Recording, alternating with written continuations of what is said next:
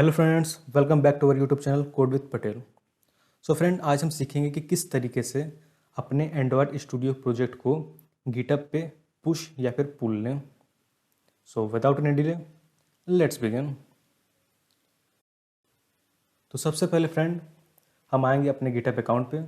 अगर आपके पास कोई गिटहब अकाउंट नहीं है तो एक क्रिएट कर लीजिए, और अगर है तो आप उसके डैशबोर्ड को ओपन कर लीजिए। ठीक है, और डैशबोर्ड को ओपन करते हुए आपको टॉप लेफ्ट सेक्शन में एक न्यू का ऑप्शन मिल जाएगा, उस पर क्लिक कीजिए। क्लिक करने के बाद आपको एक नई रिपोजिटरी बनानी है, तो रिपोजिटरी का नाम दे दीजिए।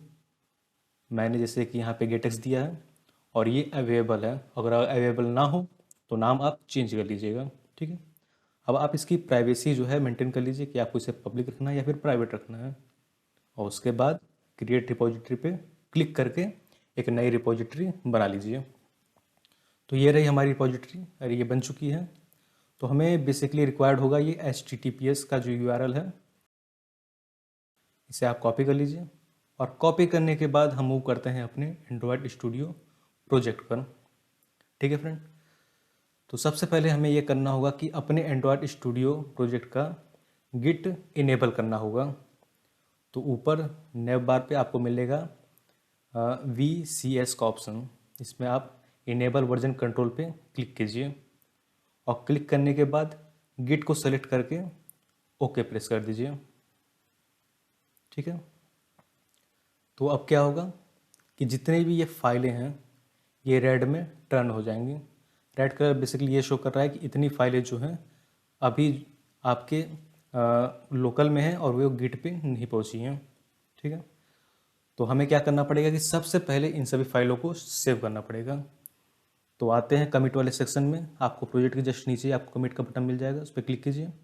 और क्लिक करने के बाद ही ये सारी फाइलें जो अभी तक कमिटेड नहीं हैं या फिर सेव नहीं हैं वो शो हो जाएंगी। सबको चेक कर दीजिए और चेक करने के बाद एक मैसेज प्रोवाइड कीजिए। मैसेज आपको कुछ भी लिखना पड़ेगा वरना ये कमिट नहीं होगा। तो मैंने एक सिंपल मैसेज टाइप कर दिया और उसके बाद कमिट पे प्रेस कर दिया। ठीक है, अब ये कमिट होने लगा है और ये आपसे कुछ परमिशन मांगेगा, तो आप सिंपली कमिट पे प्रेस कर दीजिए। एक बार और प्रेस कीजिए और ये कमिट हो जाएगा। ठीक है फ्रेंड, अब ये कमिट हो चुका है। अब आते हैं लॉग पे, एक बार चेक कर लेते हैं मैसेज को। तो इसने मैसेज दे दिया है कि फाइल कमिटेड है। ठीक है, अब क्या करते हैं, अब इसे पुश करेंगे, क्योंकि देखिए कमिट का मतलब हो गया आपने इसे सेव कर दिया। अब आपको इस कमिटेड फाइल को अपने गिटहब पे पुश करना होगा। तो गिट पे आके सिंपली पुश पे क्लिक कर दीजिए और एक डायलॉग बॉक्स ओपन होगा और इसमें आपसे रिपोर्ट को डिफाइन करने के लिए बोलेगा। तो जो URL हमने अभी अभी आपको बताया था जो जनरेटेड हुआ है, इससे आप कॉपी कर लीजिए और कॉपी करने के बाद इस URL वाले बॉक्स में आके पेस्ट कर दीजिए। ओके कीजिए। ठीक है, अब देखिए ये सारी फाइलें जो हैं रेड से ग्रीन हो गई हैं। ठीक है, अब क्या करना है, हम इसे पुश कर देंगे। पुश करते समय ये होगा कि आपको इसे लॉगिन आईडी वगैरह प्रोवाइड कराना पड़ेगा। ठीक है, जैसे ये पूछ रहा है कि लॉगिन वाया गिटहब या फिर यूज टोकन, तो मैं टोकन बेस करता हूँ क्योंकि टोकन बेस ज़्यादा इजी होता है। ठीक है, अब यूज टोकन पे क्लिक कीजिए और हम एक टोकन जनरेट करेंगे। जनरेट वाले पे ऑप्शन पे क्लिक कीजिए और ये सीधे नेविगेट कर देगा आपके गिटहब टोकन एक्सेस वाले अकाउंट पे। ठीक है, जो कुछ भी पहले से टिक्ड है उसे टिक रहने दीजिए, उसके साथ छेड़छाड़ मत कीजिएगा। और उसके बाद क्या करना होगा कि आपको इसकी एक्सपायरी टाइमलाइन सेट करनी पड़ेगी कि कितने समय तक आपको ये टोकन चाहिए। तो मैं अपने केस में जो है 7 डे का सेट कर दे रहा हूँ। अगर 7 डे बाद ये एक्सपायर हो जाएगा तो फिर आपको एक नया टोकन बनाना पड़ेगा, जिससे इसकी सिक्योरिटी मेंटेन रहती है। मैंने शायद एक बना रखा है इस नाम से, तो मैं इसका नाम जो है चेंज कर दे रहा हूँ।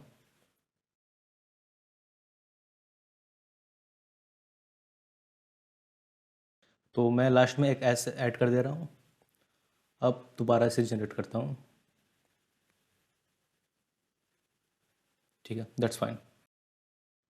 ठीक है, अब ये जो है टोकन जनरेट हो चुका है, इसे आप कॉपी कर लीजिए और कॉपी करने के बाद सिंपल हम अपने प्रोजेक्ट पे आएंगे और इस टोकन को यहाँ पे पेस्ट कर देंगे और लॉगिन पे जस्ट क्लिक कर दीजिए और ये लॉगिन हो जाएगा। और लॉगिन होते ही ऑटोमेटिकली ये पुश कर देगा आपके सारे कोड को। एक बार इवेंट लॉग चेक कर लेते हैं फिर से। Pushed master to new branch origin, ठीक है, अब ये पुश हो चुका है। तो आते हैं अपने इस गिटहब अकाउंट पे और एक बार इसे रिफ्रेश कर देते हैं। सो फ्रेंड, आपका सारा कोड जो है अब इंटरनेट पे आ चुका है, या फिर ये कहिए गिटहब पे आ चुका है, ठीक है फ्रेंड। अब आते हैं पुल पे। पुल की रिक्वायरमेंट क्यों पड़ती है? सपोज कीजिए आपके पास एक टीम है और दूसरे पर्सन ने कहीं और से अपना कोड पुश किया, तो पुश करने के बाद क्या होता है, वो कोड रिफ्लेक्ट हो जाएगा आपके गिटहब पे, लेकिन उसे आपको अपने अकाउंट में भी मर्ज करना होता है, अपने प्रोजेक्ट के साथ मर्ज करना होता है। तो एक एनवायरनमेंट क्रिएट करता हूँ। मैं क्या करता हूँ कि मैं कुछ चेंजेस करता हूँ डायरेक्टली अपने गिटहब पे और उसके बाद इसे सेव कर देता हूँ। तो ये कुछ ऐसा ही होगा कि किसी और पर्सन ने जो है अपने साइड से कमिट करके पुश कर दिया हो, ठीक है।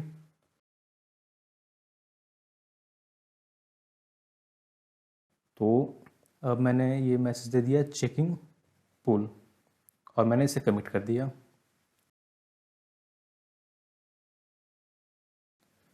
तो ये कमिट हो गया। मैंने यहाँ पे बस सिंपल एक कमेंट ऐड किया है टेस्टिंग के लिए, ज़्यादा कुछ नहीं किया।